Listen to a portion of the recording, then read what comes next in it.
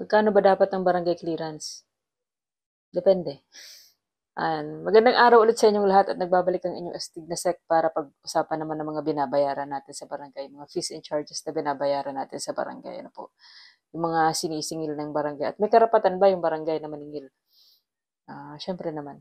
Okay, so una i-discuss muna natin. Ano ba yung mga basic documents na binibigay or hinihingi natin sa barangay? Um, Syempre, nandyan yung barangay clearance, yung certification. Minsan ay nagtatype tayo ng mga affidavits. Meron tayong mga referral forms. BPO, Barangay Protection Order, nagbibigay tayo sa barangay. Ano po. So, i-discuss natin isa-isa yan. So, una yung barangay clearance. Dalawang klase ang barangay clearance. Yung individual barangay clearance at yung business clearance. Ano po. Yung individual barangay clearance, yun yung hinihingi natin bilang patunay na wala tayong mga kaso, mga record, derogatory record sa barangay. Yun yung madalas na hinihingi natin sa barangay, lalo na pag tayo ay nag-a-apply ng trabaho, ano po, yung barangay clearance. O kung hindi naman ay nag-a-apply tayo sa mga loan, ano po, halimbawa na lang. So, yun yung kadalasang hinihingi natin. Pero yung business clearance, iba yon, ano po.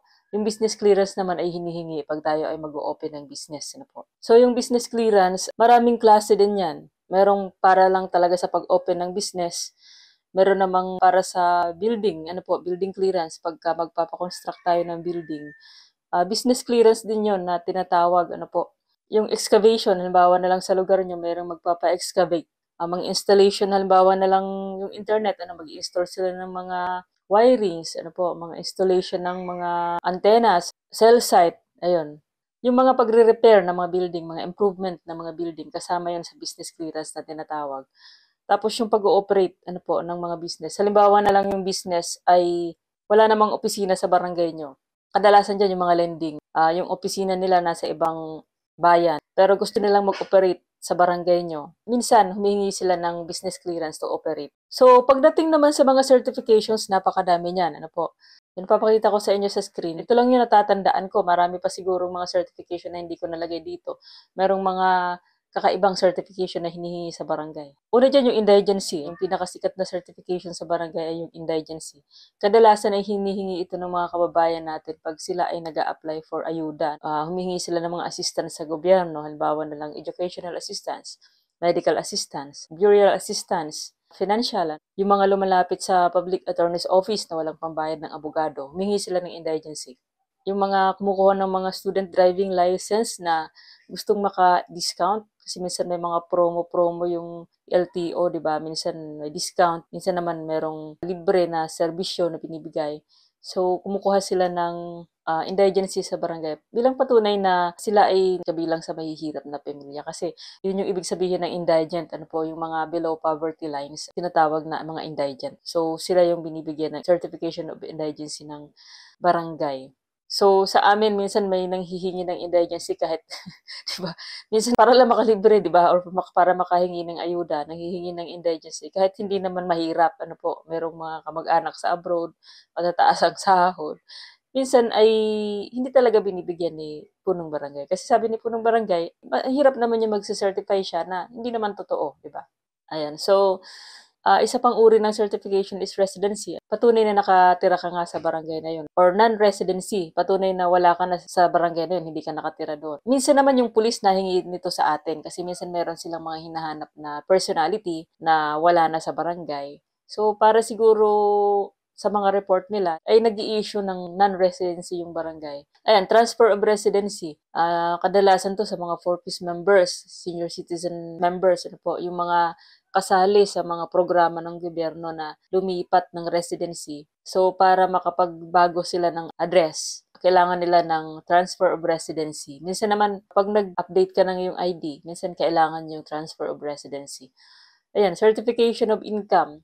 Ang kumukuha nito sa amin yung mga solo parent kasi isa sa requirement nila yung certification of income. Pagka nag-apply sila ng membership for beneficiary ng DSWD sa mga solo parent. Ayan, non-employment. Hindi ko alam kung saan nila ginagamit to pero minsan may nakakuha sa akin ito na patunay na hindi sila employed. Ayan. So, employment. Certificate of Employment. Ito naman ay para doon sa mga naging empleyado ng barangay. So, magbibigay ng Certificate of Employment ang barangay na. Yan. Cohabitants, common law partner.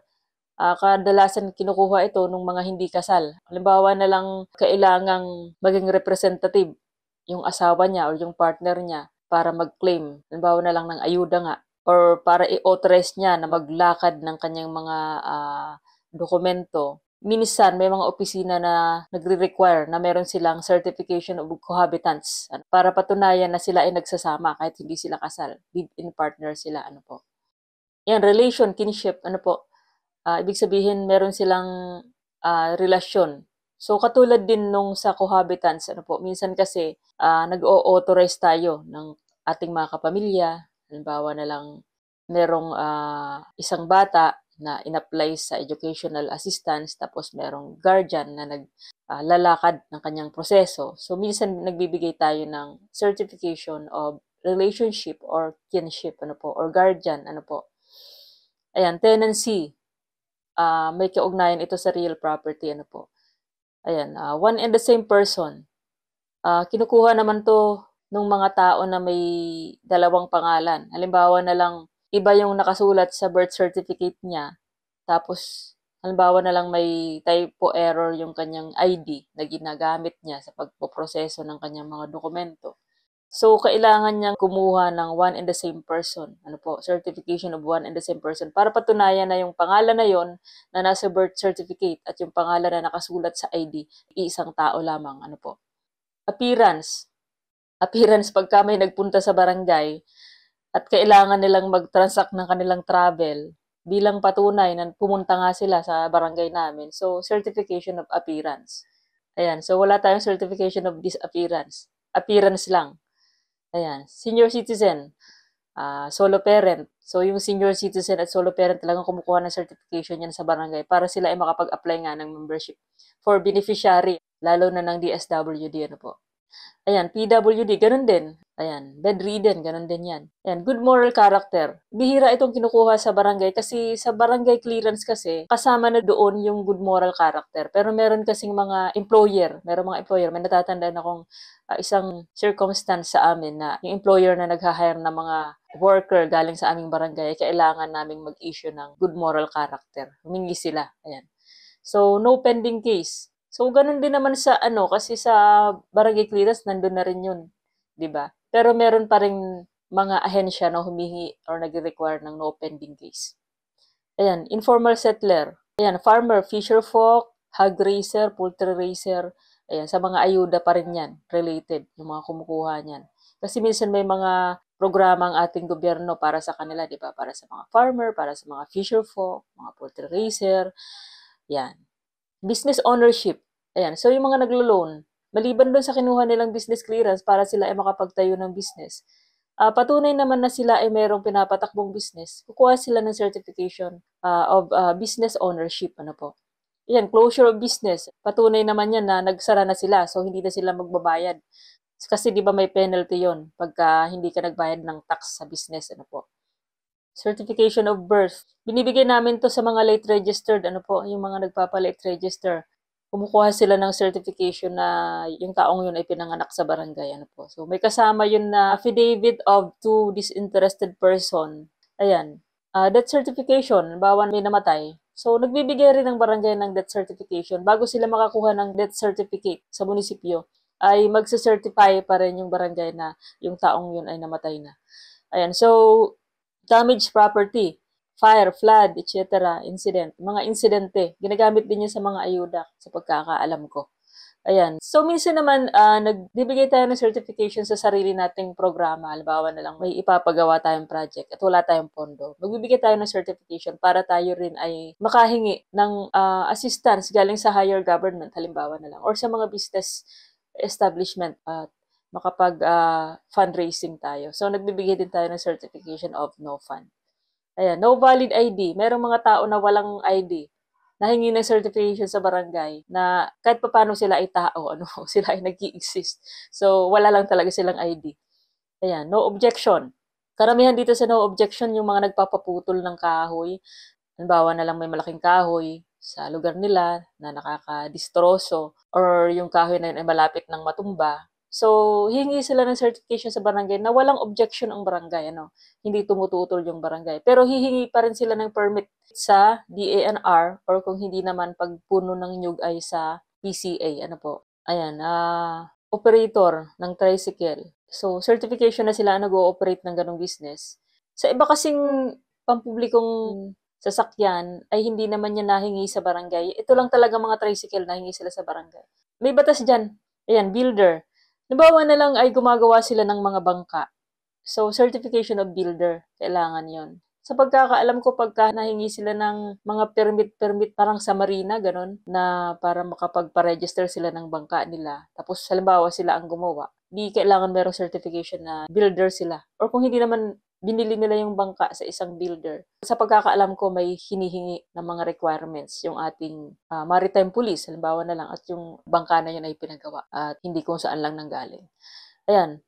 Certification of out-of-school youth, may nahingi rin yan sa amin. Hindi ko lang alam kung saan nila ginamit. First-time job seeker, ito, usong-uso to. Noong, kailan ba ito nilabas? 2019 ata. Merong batas na inilabas na walang bayad or free yung mga first-time job seeker sa pagkuha ng mga barangay clearance, ng mga police clearance, NBI clearance. So, kailangan magbigay ng certification ng barangay na yung student na yon ay, or yung fresh grad na yon ay first-time job seeker. So, para makalibre siya na po dun sa mga serbisyo na binibigay ng ating gobyerno. Parent guardian, na-discuss ko na to kanina. Authorized claimant, ayan, ganun din yan sa mga nagki-claim para sa isang tao, ano, or authorized representative. Ayan, certification for the issuance of medical certification. Madalas kinukuha to nung mga nagpa-file ng kaso sa slight physical injury, halimbawa na lang, or may nanakit sa kanya. Kailangan niya magpa-medical sa city health office or sa town health office. Kailangan magbigay ng certification ng barangay na meron siyang reklamo or meron siyang final na blatter na nagkaroon ng ganong insidente. So, para siya ang makakuha ng medical certificate sa ating local health office. Ayan. Certification to file action, binibigay ito doon sa mga magpa-file na ng kaso. So, kung gusto nyo mapanood yung proseso ng katarungang pambarangay, ay may separate na video ako para dyan. Ano po. Ayan, transient barangay clearance. Ito ay certification na ang isang tao ay temporary na nakatira sa aming barangay. So, hindi siya talagang residente. Pero kailangan niya magkaroon ng certification or kubuhan ng clearance para i-identify na siya ay temporarily ay naninirahan sa aming barangay. Ayan. Meron pang ibang mga certification na hindi ko na matandaan. Pagdating naman sa typing of affidavit, yung mga nawawala ng ID, nawawala ng wallet, nawawala ng ATM, lumalapit din sila sa barangay para mag-type ng affidavit nila. Pero yan kasi ay kailangan pa rin yan ipanotarize sa licensed na attorney. Ayan, affidavit for delayed registration. Sabi ko nga, pagka kumukuha ng delayed registration, merong affidavit na nanggagaling sa dalawang disinterested person na nagpapatunay. Ayan, so, affidavit of sworn statement. Ayan, doon naman sa mga referral, meron tayong voucher referral. Yung mga violence against women and children cases ay kailangan nating i-refer yan. So, hindi naman yan minimediate sa barangay. Pero ang barangay ay nagbibigay ng barangay protection order nga. Pero yung kaso nila, kadalasan talaga nire-refer yan sa Women's Desk ng PNP or kung hindi naman sa DSWD. Ayan. Yung VAC naman ay violence against children lang. So, yan, referral to avail of a program. Halimbawa na lang yung mga humihingi ng libreng dugo. Kadalasan sa amin kasi, yung mga nasa ospital, gusto nilang maka-avail ng program ng blood bank na hindi na nila kailangan bilhin yung units. So, nagbibigay kami ng referral. Kasi kami ay meron din namang mga blood donation program na pinapatakbo ng isang regional hospital dito sa amin. So, dahil doon, nire-refer namin. Kasi meron ngang contribution yung barangay doon sa kanilang blood donation program. So, nakakahingi sila ng ganun. Halimbawa na lang para maka-avail naman ng scholarship program, nagbibigay din naman ng referral ang barangay. O kung hindi naman sa employment, si kapitan naman ang nagbibigay nun, referral ni punong barangay. Kasi merong mga employer na nahingi ng referral galing sa punong barangay. Ayan. Yung mga kaso na hindi covered ng katarungang pambarangay, so nire-refer na lang natin. So, magkaiba yung certification to file action at referral, ano po. Kasi yung certification to file action ay certification na sila ay pwede nang magsampa ng kaso, dumaan na sila sa proseso sa barangay. Pero yung nire-refer natin, yun yung mga hindi covered ng katarungang pambarangay. Pwede niyong panoorin yung separate video tungkol sa katarungang pambarangay. Yan, sabi ko nga yung BPO, ano po, para lang yan sa mga vowsy cases. Hindi tayo nagbibigay ng barangay protection order para dun sa mga slight physical injury or yung mga threat, ano po. Kasi meron nang lumapit sa akin dati, meron daw sa kanya nagbabanta, kailangan niya ng BPO. Pero hindi tayo nagbibigay ng BPO. Ang binibigay lang natin na BPO ay para sa mga kaso ng violence against women and children. Yun ay nasa batas. Ano po.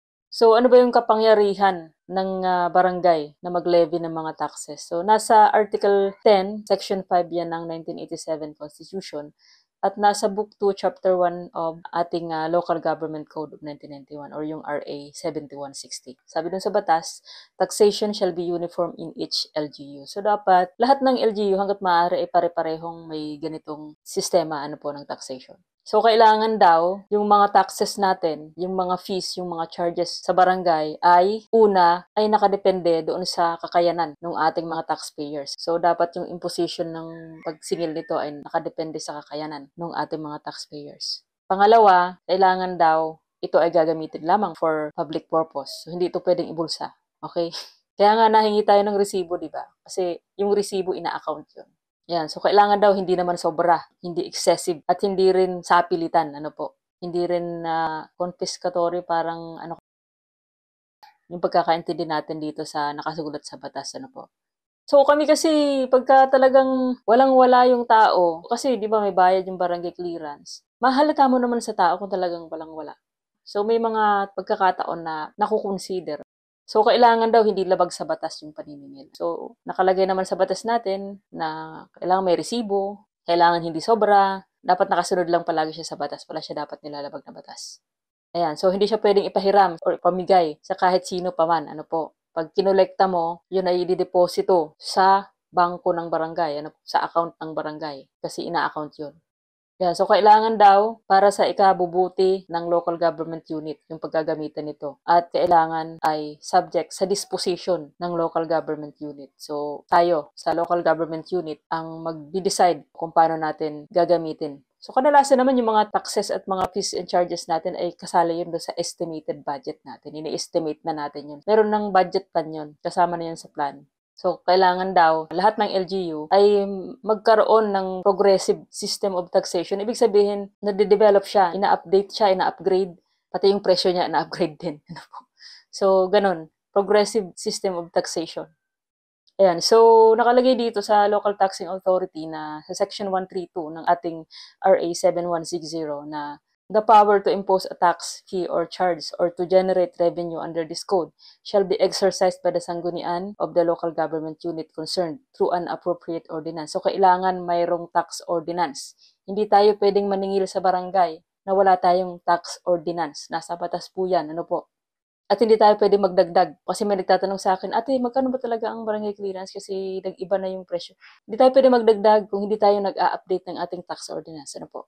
So, merong mga limitations. Sa barangay, wala tayong VAT, wala tayong income tax. Nakalagay pa nga dito, walang documentary stamp, pero hindi ko alam kung bakit may pinapatupad si BIR na pag naningil tayo ng sa barangay clearance, kailangan may bayad sa documentary stamp. So, medyo naguguluhan ako dito. Kung sino man nakakaalam nitong batas na to, pasabi na lang. Section 133 ng RA 7160, yung mga limitations, ano po. Ayan, sa scope of taxing powers, nakalagay naman sa Section 152 ng ating RA 7160 na the barangays may levy taxes, fees, and charges as provided in this article which shall exclusively accrue to them. Ibig sabihin, barangay ang gagamit, hindi yung iba. So, yung tax na nakolekta ng barangay para sa barangay. Magkano ba dapat? Ayan. May mga nagtatanong kasi sa akin. Kaya naisip kong gawa ng video to eh. Ayan. So, depende nga sa kakayanan natin na magbayad. At depende sa nakalagay sa ating tax ordinance. So, nakalagay yan sa tax ordinance. Ayan, dito sa scope of taxing powers ng barangay, ang barangay pala ay may karapatang maningil sa mga business establishment na mayroong gross sales na 50,000 yearly. Ano po? Para sa mga barangay na nasa syudad. Doon naman sa mga barangay na nasa municipality ay 30,000 yearly. Yung kabuuang income, hindi po yung kita, ano po, yung kabuuang benta. So kung yung business mo ay merong 50,000 kabuuang benta, kung ikaw ay nasa syudad, so sa barangay ka magta-tax.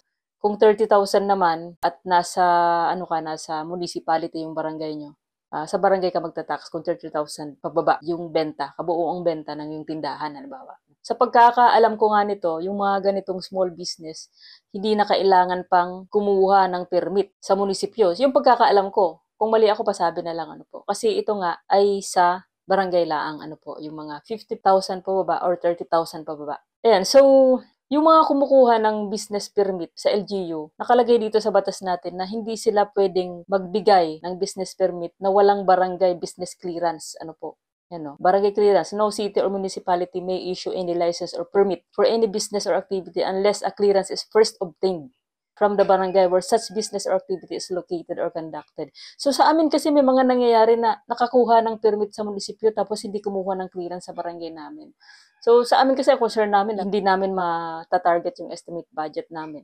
Kasi hindi sila kumukuha ng clearance sa amin. Merong pagkakamali ang LGU doon dahil dapat ay hindi sila nagbibigay ng permit na walang barangay business clearance. Kahit pa yung business ay more than 30,000 or 50,000 gross sales annual yung kanilang benta at kailangan magkuha ng permit sa munisipyo, ay kailangan pa rin kumuha ng barangay clearance kasi nasa batas. Ano po? Ayan. So, kung magbibigay tayo ng barangay clearance sa mga kukuha ng permit sa munisipyo, kailangan reasonable yung price. So, sa amin kasi, pinakamalaki ng sinisingil namin sa mga business is 300. Kasi kung titingnan dito sa batas, ay 1% naman talaga siya ng 30,000. Ano po? Kasi municipality kami. Meron pa kaming business clearance na binibigay na 500 ang halaga. Yun naman ay more than 30,000 na yun. Kailangan na nilang kumuha ng permit sa munisipyo. Pero, dahil dadaan pa rin sila sa barangay, so kailangan namin silang singilin ng charge doon sa barangay clearance sa reasonable fee. So, dahil malaking industriya sila, so 500. Pinakamalaki na sa amin yun. Ganun ka-mura dito sa amin. Ano po? Ayan, so kung mag-apply sila ng business clearance sa barangay, kailangan daw shall be acted upon within 7 working days from the filing thereof. In the event that the clearance is not issued. So kung hindi kami makakapag-issue ng clearance sa loob ng 7 days, ay pwede nang magbigay ng permit ang munisipyo. Ano po? So kailangan pa rin nalang dumaan sa barangay. Ngayon, kung hindi kaya magbigay ng barangay sa loob ng 1 linggo, grabe naman yun, hindi natin kaya magbigay ng clearance sa loob ng 1 linggo. Ayun, so yun lang yung pagkakataon na pwede silang magbigay ng permit na hindi kumuha ng barangay clearance. Ano po? Ayan, so pwede raw maningil ang barangay sa mga pagpapagamit ng mga barangay facilities. Ano, halimbawa na lang yung facility ng barangay ay copra dryer, tobacco dryer. Ayun, kung meron tayo nun sa barangay, pwede tayong maningil. Yung pagbibreed pala ng mga manok na panglaban ay kailangan pala magbayad sa barangay. So hindi tayo naniningil dito. Meron din namang nagbibreed dito ng mga manok kahit papano. Pero hindi naman kasi large scale. Mga small business lang naman. Ayan, mga places of recreation na naniningil ng admission fee. So, kailangan kumuha pa rin sa barangay ng clearance. Ano po? Yan, mga billboard, signboard, neon signs, ayan, outdoor advertisements, kailangan pa rin magbayad sa barangay. So, pwede pa rin maningil ang barangay sa mga bagay-bagay na hindi naka-enumerate o hindi nakasulat sa batas na ito. Pwede pa tayong maningil. Provided na hindi excessive at hindi oppressive at hindi confiscatory at walang nilalabag na batasan po. Ayan, so pag-usapan natin yung aming tax ordinance sa aming barangay.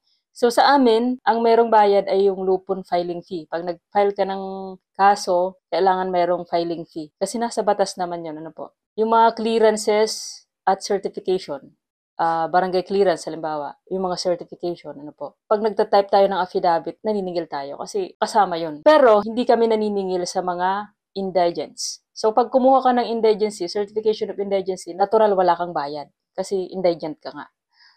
Students, ano po, hindi kami naniningil sa mga students. First-time job seekers, kasi nga libre ang first-time job seekers. Ayan, yung mga gagamitin sa medical purpose. Yung mga hihingi ng ayuda sa medical, gagamitin sa pagpapalibing. Patay na nga pag babayarin mo pa. So, hindi kami naniningil niyan. Ano po. So, wala yan. Nakalagay yan sa aming tax ordinance na sila ay libre. Kaya nakalagay dito na copies of all provincial, city, and municipal and barangay tax ordinances and revenue measures shall be furnished the respective local treasurers for public dissemination. So, kailangan pala yung ating mga ordinance, merong copy yung ating local treasurer para ito ay ma-disseminate sa publiko. Ano po. Yan. So, yung ating tax ordinance ay maa-adjust lang natin after 5 years. So, kung gumawa ka ng ordinance ngayon, hindi ka pa pwede mag-update kaagad. kailangan mong i-update yan after 5 years pa kasi yun nasa batas. At yung adjustment daw, hindi dapat lumampas ng 10%. So, pag-usapan natin yung RPT distribution, ano po, yung real property tax, yung ating mga kabahayan, mga establishment, nagbabayad yan ng tax sa munisipyo. So, nakalagay dito sa probinsya, kung province yung naniningil, 35% na pupunta sa province. Tapos 40% na pupunta sa municipality kung saan nandoon yung property. Tapos 25% naman na pupunta sa barangay kung saan nandoon yung property. Yan yung case nung kung si province ang naniningil. Kung si city naman ang naniningil, 70% na pupunta naman sa city. Yung 30% ay para naman sa mga barangay. Pero doon sa 30% na yun, paghahatian pa yun. Yung 50% nun ay mapupunta doon sa barangay kung nasaan yung property. At yung 50% ng 30% ay paghahatian ng lahat ng barangay. So doon naman sa Maynila, pag yung Maynila ang naningil, 35% na pupunta sa Metro Manila Authority. Sa municipality ay napupunta ay 35% kung saan naroroon yung property. Tapos yung 30% ay paghahatian ng mga barangay. So 50% mapupunta dun sa barangay kung nasaan yung property at 50% ng 30% ay mapupunta sa mga barangay paghahati-hatian ng ibang barangay.